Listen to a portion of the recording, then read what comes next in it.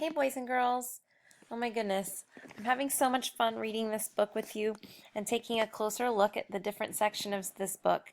This is our last close read for What Do You Do with a Tale Like This?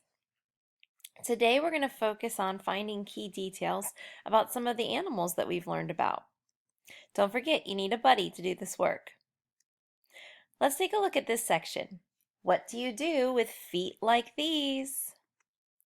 Look at all these feet. What differences do you notice? Pause this and tell your partner. Do you talk about some of these have hoof?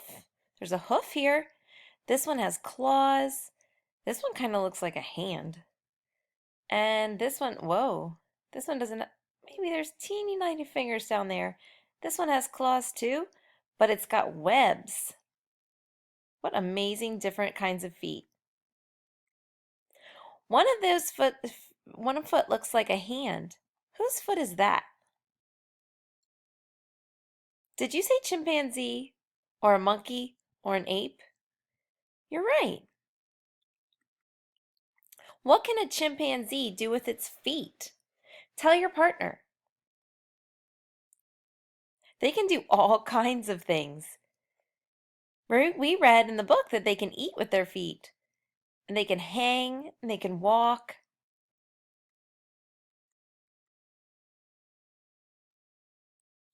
How can a chimpanzee eat with its feet? Tell your partner. Chimpanzees have hands like people. We have thumbs. That helps us to be able to grab things. Chimpanzees have thumbs too. It helps them grab.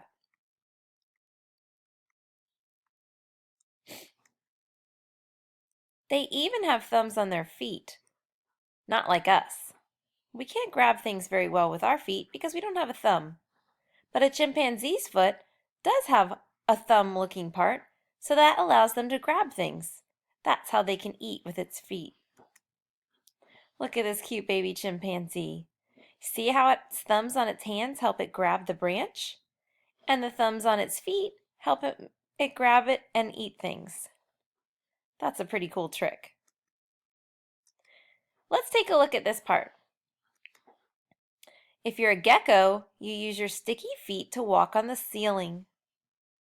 Check out that gecko. These are a real gecko's feet. Gecko's feet are covered with tiny hairs and pads that let them walk on almost any surface. How does this help them survive?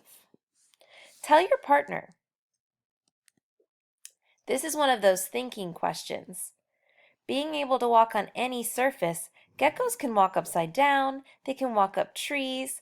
That helps them live or walk in the sticky places that they live. Let's look at this section. What do you do with a mouth like this? Let's look at the anteater. This is an anteater, and the word anteater is a compound word made of two smaller words, ant and eater. Based on its name, what insect do you think it likes to eat? Tell your partner. Did you say ants? That's super smart. But according to the text, what insect does the anteater like to eat? Can you point to it? Show your partner. It's termites. You're right. What do you know about termites? Tell your partner. Don't forget to pause this. Did you know that termites, they look like little ants, but they're actually more related to a cockroach. Termites like to eat wood, and they build big, huge mounds like this one out of the wood that they eat. Anteaters like to go to those mounds and stick their long nose and tongue into the mound to eat those termites. That's pretty cool, huh? I told you we were going to be looking at key details. The text and the illustrations, they work together to give us details. Let's take a look at what we learned about animal mouths. Here's that egg-eating snake. It says if you're an egg-eating snake, you use your mouth to swallow eggs larger than your head. Let's use this web to capture details that we've learned from the illustrations and from the text. In the middle here, let's write the name of the animal. This is the egg-eating snake. And around the outside, we'll put details that we learned from the illustrations and the text. What can you tell about the jaw of the egg-eating snake? Look at that. What can you tell about it? Turn and tell your partner. You're right, that jaw can stretch really wide to get that egg in there. It's very stretchy. Is that what you said? How does its mouth help it to swallow big eggs? Look at the shape of that mouth.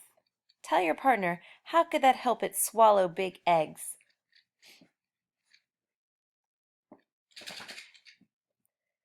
The text says it uses its mouth to swallow eggs larger than your head. That is one big mouth. Its mouth is stretchy and round. We could have also put big too. What does the text say about how large the eggs are that the egg-eating snake eats?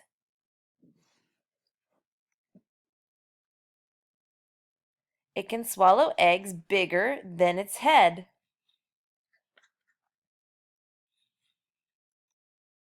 Can you find any other details in the pictures or the words? Tell your partner. Did you say it's black? I can tell that too by the picture. Anything else?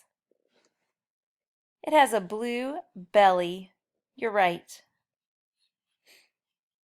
You could also have said it has no legs and it has eyes. Whoops, let me go back here. You notice I didn't fill in these last two details, but I have a lot of great details just from this one little picture and this one sentence. That's a lot of details from just that little bit of information. Now it's your turn. You're going to need a pencil and a buddy to help you. You can even look back at this text. What do you do with a tale like this? You're going to show me that you can use the text and the illustrations to find key details. Choose an animal from the book and use the text and the illustrations to record key details about that animal. Remember, you're going to put the name of the animal in the middle and the details using the text and the illustrations around the outside. You don't have to fill in all the circles. I didn't, but I filled in most of them. Good luck showing me that you can use the text and the illustrations to find key details. I've had so much fun doing these close reads with you. I'm sad that they're over, but happy that we've got to do this. You've done an amazing job. Good luck.